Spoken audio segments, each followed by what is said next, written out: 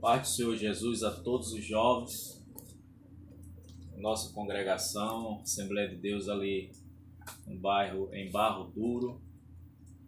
E é com muito esforço, dedicação, carinho e ajuda de Deus que estaremos transmitindo essa aula, que é sobre a nossa lição Classe Jovem, Escola Bíblica Dominical, primeiro trimestre 2020. E amanhã a nossa lição seria a lição de número 12, que seria dada no dia 23 de março do corrente ano.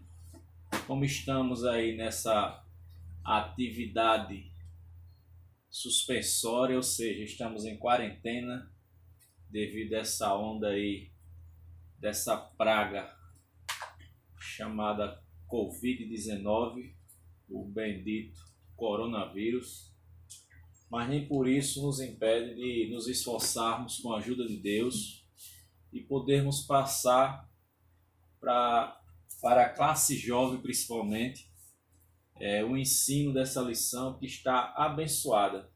E quando perdemos um domingo na Escola Bíblica Dominical, perdemos um conteúdo excelente do ensino, e toda a dedicação do professor é válida para que você, jovem, não fique sem o conteúdo.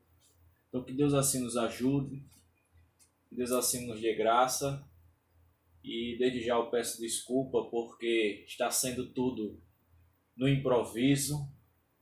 Aprovando Deus e Deus assim nos ajudando, estaremos dando continuidade, e nosso desejo é que você compartilhe, desfrute e seja abençoado através deste conteúdo. Então vamos lá, a lição ela nos traz o assunto sobre o código de ética de Jesus. E quando nós falamos de ética, nós estamos falando de algo que no sentido original, eu fiz aqui algumas anotações, trata-se do assunto ou do modo de ser, de um costume ou um hábito. E a palavra ética ela vem do original ethos, que é do grego, e está relacionada ao nosso caráter, está relacionada à nossa natureza de cada indivíduo, ou seja, a natureza de cada indivíduo. E esse conceito, o conceito de ética passou a surgir quando houve a necessidade de nós passarmos a conviver em sociedade.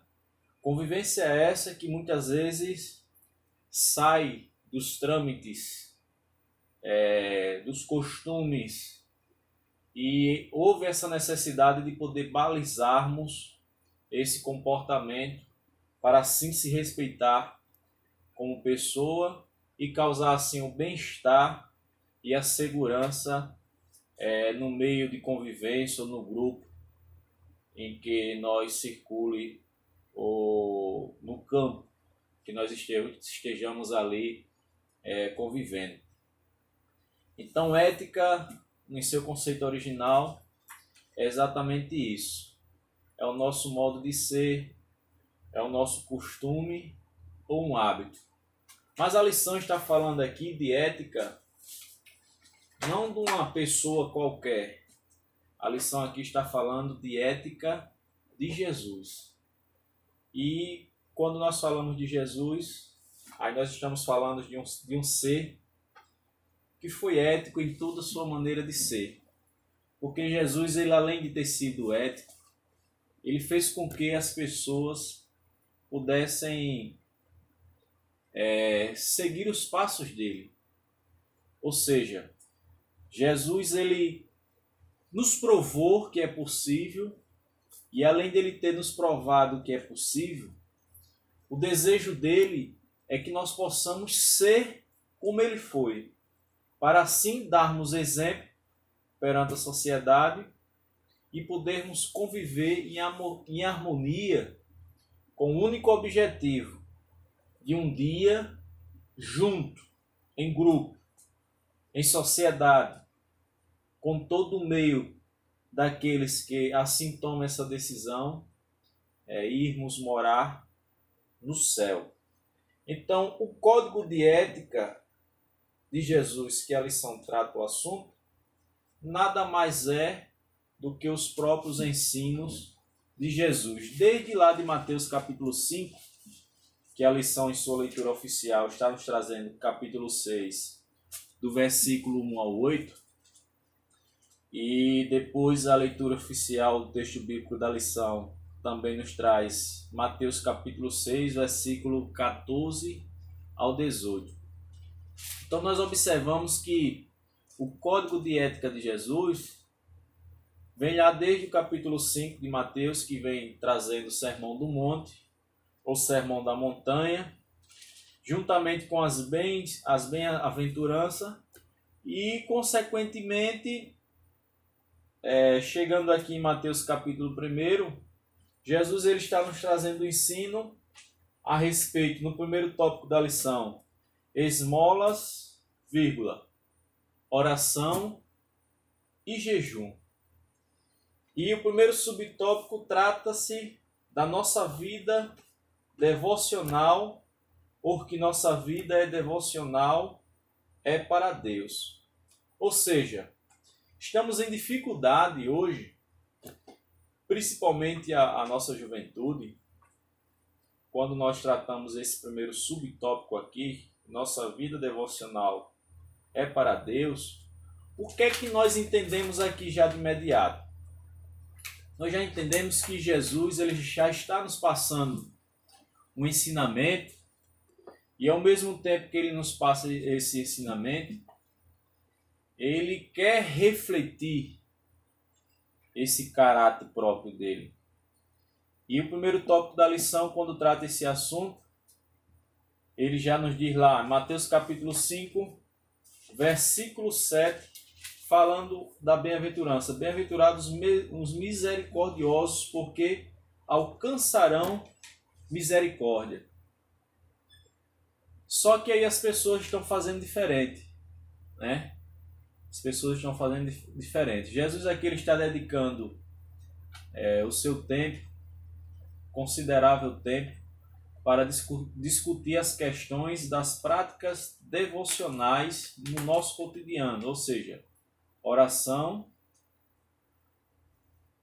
jejum e as nossas obras de generosidade. E isso era tradição religiosa na época. Só que com o tempo foi perdendo a sua essência, foi perdendo a sua magnitude. E houve a necessidade de Jesus se manifestar e ensinar para que pudessem sanar os problemas da época. Uma vez que no versículo 2 do capítulo 6, o texto da leitura oficial diz aqui: quando, pois, deres esmolas, não toques trombeta diante de ti, como fazem os hipócritas. Olha que coisa interessante. Nas suas sinagogas, nas ruas, para serem glorificados perante os homens. Em verdade vos digo que eles já receberam as suas recompensas. Ou seja, quando nós dermos ou praticarmos os nossos atos generosos, o que é que Jesus está dizendo aqui? Não toque trombetas diante de ti. Ou seja, não se vanglorie, não anuncie para Deus e o mundo, para a nação, que você praticou esse ato de generosidade. E esse ensinamento é bem interessante porque em um mundo mediatista que nós vivemos hoje, em um mundo consumista, em um mundo onde qual as pessoas fazem questão de mostrar que tem, é normal e natural eu praticar esse ato de generosidade, e ao mesmo tempo que eu pratico esse ato, eu toque trombeta, ou seja, eu anuncie para todos que estejam em minha volta, eu comunico nas redes sociais, eu anuncio em rádios e etc, etc, que eu pratiquei esse ato. E Jesus aqui ele está nos dando uma lição a respeito disso. Não toques trombeta diante de ti, como fazem os hipócritas. Por quê? Como fazem os hipócritas? Porque, na verdade, o sentido original da palavra hipocrisia é o ato de fingir comportamentos. O hipócrita, ele finge um comportamento. O hipócrita, ele finge ter uma crença. O hipócrita aqui, ao qual Jesus se refere, que era o que ele convivia em sua época no seu meio, ele fingia ter virtudes, ideais e sentimentos que não tinham. E Jesus aqui ele alerta sobre isso. Não faça como os hipócritas, que são atores, demonstram ser e não são. Ou seja, eles fingem. E o sentido original da palavra hipocrisia é justamente isso. É nós fingirmos comportamentos. E Jesus ele alerta aqui. Então, na sequência, Jesus trata do assunto da oração e do assunto do jejum. Aí o que eu acho interessante aqui ainda é que no segundo subtópico da lição, Jesus aqui, no ensino da lição, nos diz que o cuidado para não sermos enganados pela maldade de nosso próprio coração. Olha que coisa interessante. Aí o escritor da lição ele traz um ponto aqui bem interessante, quando ele diz que um dos perigos da publicidade da vida devocional é justamente a produção de arrogância, soberba em nós mesmos. Ou seja, ao invés de nós realizarmos algo para Jesus, nós realizamos algo para nós. Nós se auto-vangloriamos. E o intuito de Jesus aqui nesse primeiro ponto, já partindo para o segundo subtópico, é que ele nos ensina que tudo tem que ser feito para a honra e glória de Deus. Nós temos que ter esse conceito. Tudo tem que ser para a honra e glória de Deus. Por quê? Porque nós não temos que nos vangloriar com nada. Nós não temos que nos se auto... nós não temos que tocar a trombeta. E Jesus aqui ele nos orienta a respeito disso. Não precisamos mostrar para ninguém que nós, por exemplo, jejuamos. Não precisamos mostrar para ninguém que nós, por exemplo, oramos. Não precisamos mostrar para ninguém que nós somos generosos. É bem provável, e é verdade isso, e certamente isso pode acontecer, é que alguém pode ver uma ação, uma atitude de generosidade. Alguém provavelmente vai te ver orando na igreja. Agora, no tocante ao jejum, não precisa ninguém saber que você está jejuando. Porque o versículo 3 aqui da leitura oficial ainda da lição, ainda diz: Tu, porém, ao dares a esmola, ignora a tua mão esquerda, o que faz a tua mão direita, para que a tua esmola fique em secreto, e o teu pai que vê em secreto te recompensará. Ou seja, se não tocarmos trombeta, Deus, pela sua onisciência, onipresença e onipotência, ele certamente nos recompensará. Então não precisa nós tocarmos trombeta. anunciar para ninguém que nós somos generosos, anunciar que oramos e muito menos anunciar que jejuamos. Me faz lembrar o texto lá de Malaquias, que trata do assunto dízimo, e é um assunto polêmico, sabemos disso, mas a Bíblia diz lá em Malaquias que há uma bênção para quem oferta, para quem é dizimista, e há uma bênção para quem administra esses dízimos e ofertas para a manutenção da obra do Senhor. E muitas das vezes nós sabemos que tem alguns que não tem essa prática de ser ofertante e dizimista da casa do Senhor, por achar, entre aspas, que o dinheiro não é mal administrado e etc. Mas a palavra de Deus ela é bem clara no tocante a isso, quando ela diz que há uma bênção para quem é ofertante e dizimista e há uma bênção para quem administra. Se eu oferto e dizimo, eu estou ciente e consciente de que serei abençoado por Deus, porque eu estou dando com a mão sem que a outra veja.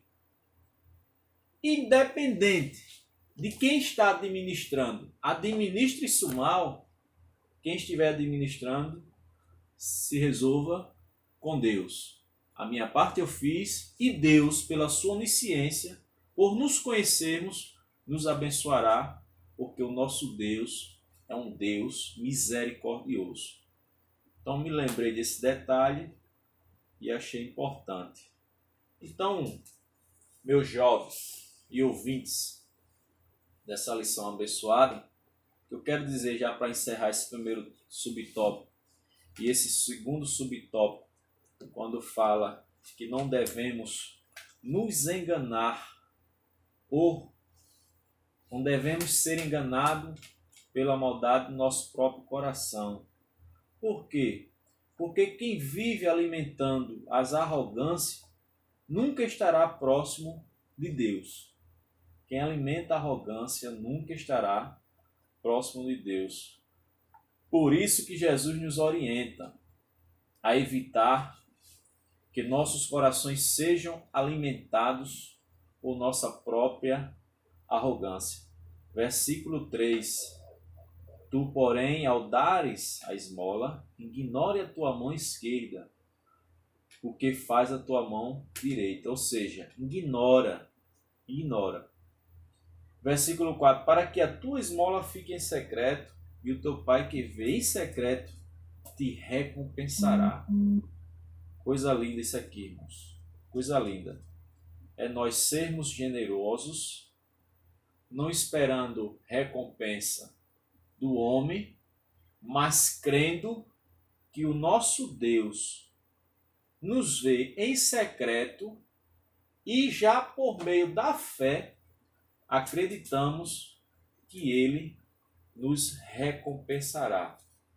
Então, o objetivo dessa lição é unicamente esse, é que nós possamos entender, ressaltar a necessidade da privacidade em nossas disciplinas espirituais. Temos que entender isso, irmãos. Por quê? Porque Jesus ele nos ensina. E a coisa hoje está tão meio que desorganizada que hoje às vezes não temos nem noção. Por exemplo, quando nós vemos um pregador o tempo todo está falando em mistério, às vezes no momento da sua preleção, no púlpito da igreja, e a igreja se alegra, aquele movimento todo. E hoje é tão comum os pregadores hoje, em vez de pregarem a palavra de Deus, se preocupam tanto em falar em mistério. E quando nós vamos para a palavra de Deus, nós observamos que o falar em mistério é para a nossa própria edificação. Agora, quando dentre esse mistério vem algumas revelações, aí sim edifica a igreja. Mas hoje a coisa está tão assim, desorganizada, que o pregador fala em mistério e muitas vezes a mensagem é tão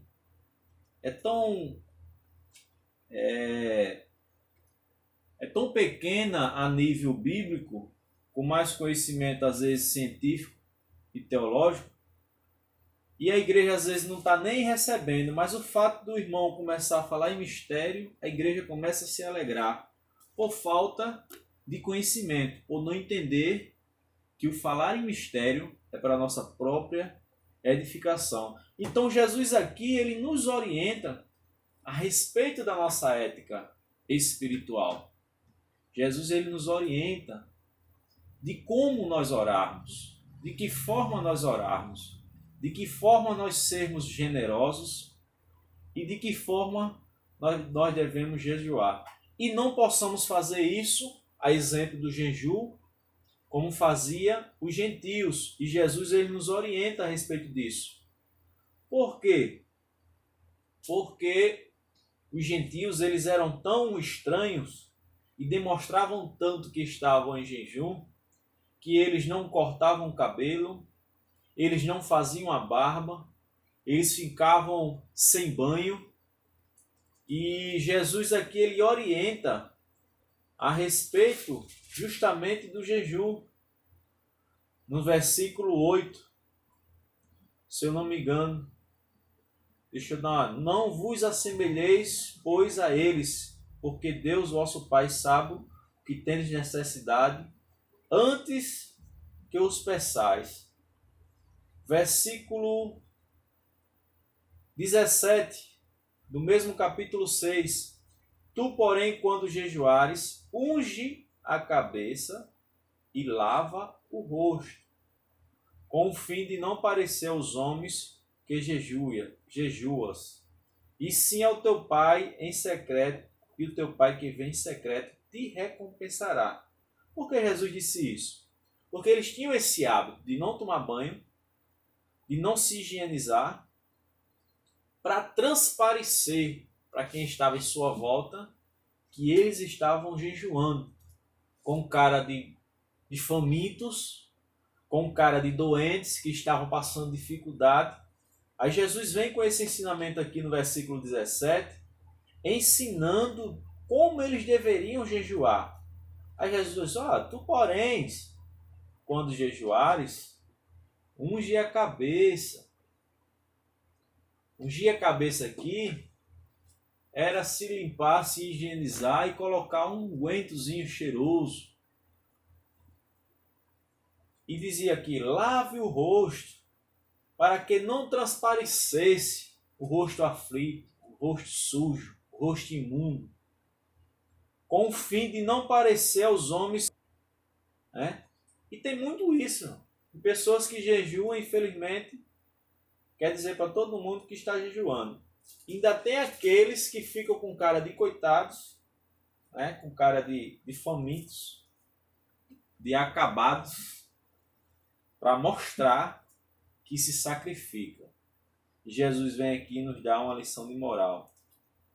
Então, quando jejuardes, versículo 16, não vos mostrei contristados, como os hipócritas, porque desfiguram o rosto, com o fim de parecer aos homens que jejuam. E em verdade vos digo que eles já receberam a recompensa. Olha que coisa linda. Jesus já sabe do coração hipócrita. Jesus já sabe quem não tem ética espiritual. E nós temos a obrigação de ensinar. E a lição justamente traz esse propósito. E nós,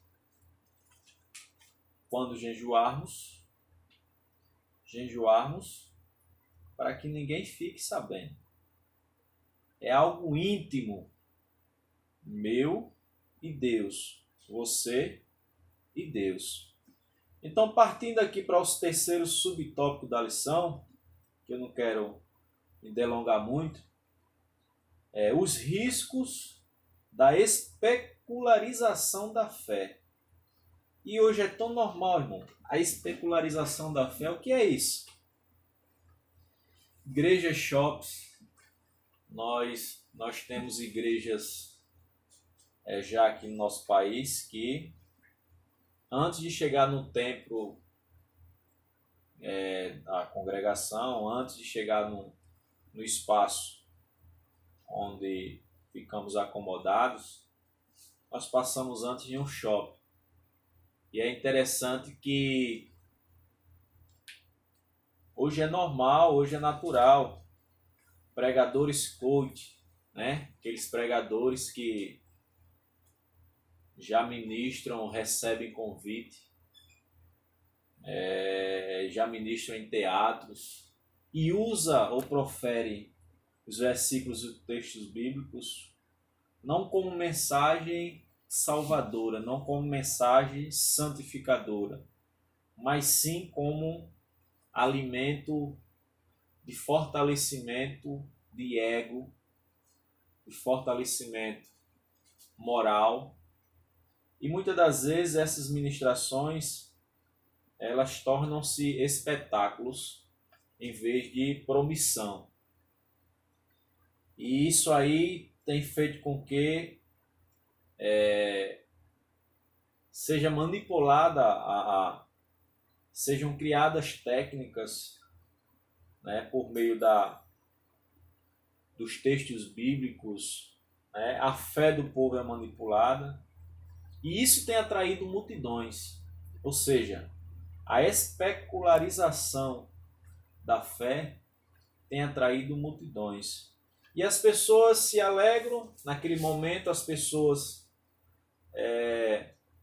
se fortalecem naquele momento, saem dali com o ego muitas vezes até fortalecido, porque não foi lido um texto bíblico e esse texto bíblico foi feito um espetáculo sem a unção, sem a devida injeção de unção, porque a técnica empregada na ministração fez com que as pessoas se conscientizassem ou se espetacularizassem, mas ao sair dali no dia seguinte é o tipo de mensagem que não tem efeito.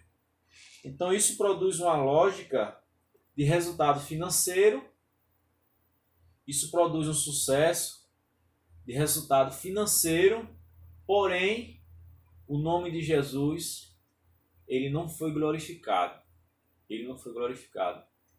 Então Jesus aqui, ele nos dá o exemplo do que é ser ético, do que é ser moral, do que é ter costumes simples, mas não deixar de demonstrar os seus ensinamentos. Por exemplo, Jesus ele poderia ter ido à Grécia. A Grécia era o centro cultural. A Grécia é onde se tinha os maiores filósofos, os maiores conceituados da época, os doutores. Mas Jesus preferiu ficar ali na Judéia e de lá promover a revolução para o mundo através de sua humildade. Então que nós possamos seguir os passos de Jesus, que nós possamos fazer da nossa fé uma experiência de proximidade com Deus e que nós possamos tirar do nosso Mestre Jesus esses ensinamentos. E o último tópico da lição aqui já nos traz o assunto, já para finalizarmos, sobre o tesouro no céu. E esse tesouro no céu, o primeiro tópico aqui, do segundo subtópico, que tesouro é esse? É algo para nós refletirmos as nossas relações, é algo para nós começarmos a priorizarmos as nossas necessidades com relação àquilo que desejamos. Estamos em dias difíceis esses que, se nós não tivermos o hábito da oração, os dias ficarão mais difíceis ainda. Por quê? Porque eu e você temos que criar esse hábito de orarmos. Temos que criar esse hábito. Para que quando os dias maus vier, como esse que estamos passando agora, nós possamos ter força para encarar os dias maus. E a oração é um privilégio que encontramos, para entrarmos na presença de Deus. Conforme Mateus capítulo 5, capítulo 6, versículo 5, que eu já li, até o versículo 8, esse privilégio de orar é algo surreal e é algo íntimo, meu com Deus, seu com Deus. É algo tão íntimo que eu estava lendo um livro por esses dias e o escritor do livro ele trouxe uma colocação bem interessante que me faz lembrar agora e eu quero desfrutar com vocês esse ensinamento. É que assim como o nosso corpo, assim como nossos órgãos vitais, assim como o sinal que estamos vivos é a nossa respiração, ou seja, o nosso corpo, ele depende da respiração para demonstrar publicamente que estamos vivos, assim é a nossa alma. A respiração da nossa alma se chama oração. Quando eu oro, eu alimento a minha alma. E quando eu alimento a minha alma, eu crio convicção, eu crio fé, eu crio certeza. E nada, irmãos, nada poderá te abalar. Não será um Covid-19 que vai te deixar estressado. Não será esse coronavírus que vai te deixar com a mão na cabeça, com os cabelos em pés. E se não tiver cabelo, arrancar o restinho e o desespero. Não é. Porque dele, por ele e para ele são todas as coisas. Então, crie esse hábito de orar. Crie esse hábito de orar. E o jejum é o auxílio. Nosso pastor, sexta-feira, na doutrina, ele já tocava nesse assunto, a respeito do jejum. Ele já tocava nesse assunto, da necessidade de jejuarmos. Por quê? Porque é um auxílio. É sacrificar a carne. É mostrar para a carne que você é mais forte e que o seu espírito é mais forte. Então, crie esse hábito para que assim você possa permanecer na presença de Deus. Que você possa ter um quartinho de oração. Que você possa ter esse melhor lugar na sua casa, chamado quartinho da oração. Para assim sobrevivermos nos dias maus.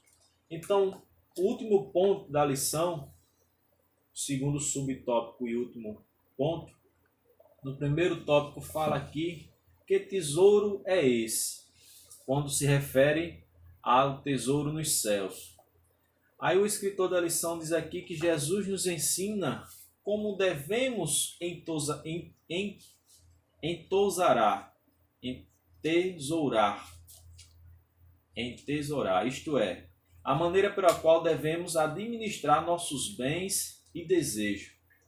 A sociedade consumista e a sociedade imediatista em que vivemos, ela só se preocupa em juntar tesouros na terra. E aqueles que buscam a glória terrena, conforme Mateus capítulo 6 e o versículo 2 já nos diz, né? Aqueles que buscam a glória terrena, eles receberão seus galardões de imediatamente, conforme a condição humana. Mas todavia Jesus, ele nos promete, está aqui no versículo, capítulo 6, versículo 2 ao 5, até o versículo 16, Jesus, ele promete a nós estabelecimento de prêmios futuros maravilhosos e inefáveis para aqueles que mantiverem ou se mantiverem fiéis.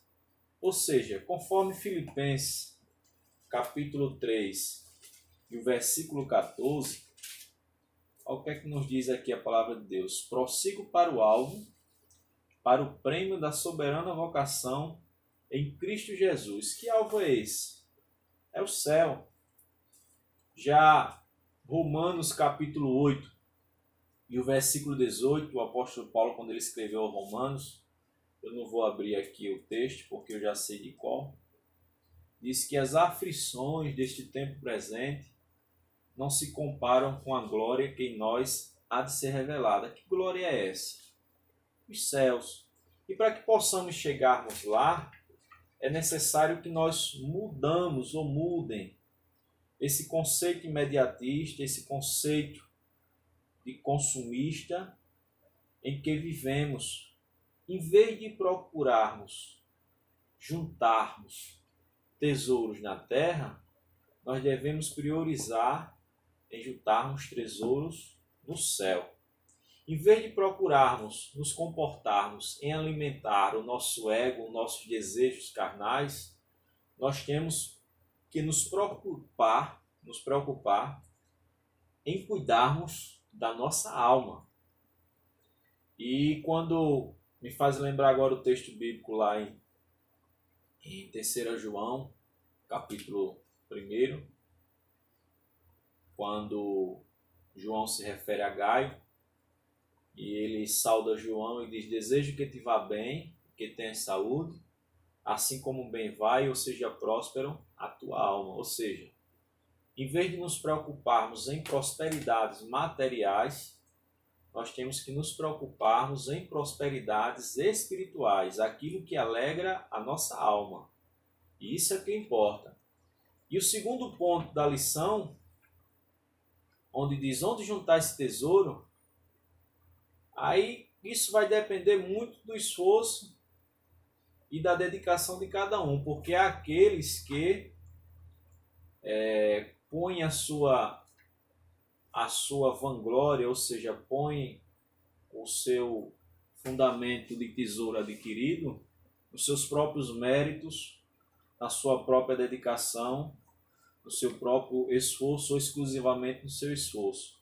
E há dois conceitos para isso. É nós definirmos que o que nós temos é por nosso esforço próprio, por nossa dedicação, por nosso mérito humano, ou por consequência infinita e merecida da bondosa graça de Deus. Então, quando eu atribuo Deus, ou coloco Deus como responsável, mantenedor de tudo aquilo que eu tenho, eu particularmente estou dizendo que dele, por ele e para ele são todas as coisas, estou juntando tesouros celestes. Em vez de atribuir esforço próprio, dedicação própria, mérito próprio, força ou esforço humano naquilo que eu adquiri. Então há esses dois conceitos aí. Se um é esforço próprio, eu atribuo esforço próprio, mérito meu, e no outro eu atribuo a Deus, há os dois lados aí do ajuntamento de tesouro. Um material e um outro espiritual. Mas Jesus ele nos aconselha sobre essas duas diferenças, mas ele também nos orienta a respeito, quando ele diz: não juntais tesouro na terra, onde a traça ferrugem, onde a traça come e a ferrugem corrói. O importante é juntarmos tesouro no céu. Aí eu finalizo esse tópico citando Tiago, capítulo 1, versículo 17, quando ele diz lá em sua epístola que tudo que há de bom e temos acesso tem apenas uma origem, que é Deus. Ou seja, tudo que há de bom e que temos acesso tem apenas uma origem, que é Deus. Então, eu não estou aqui querendo dizer que você não tem que se esforçar, eu não estou aqui querendo dizer que você tem que deixar de correr atrás, não. Até porque a própria Bíblia, ela nos ensina lá em Provérbios, se eu não me engano, capítulo 13, versículo 4, quando a Bíblia diz vai ter com a formiga ao preguiçoso, no tocante ao preguiçoso. Você tem que ter disposição, você tem que ter coragem. Mas a questão aqui a ser discutida é sobre onde você está pondo, onde você está colocando os méritos do que você tem adquirido. Se é em Deus ou se é no seu esforço próprio. E os conselhos de Jesus no tocante a isso é justamente colocar tudo que você tem para a glória de Deus. Volto a repetir. Porque dele, por ele e para ele são todas as coisas. Então que Deus assim possa nos abençoar, que Deus assim possa continuar nos abençoando.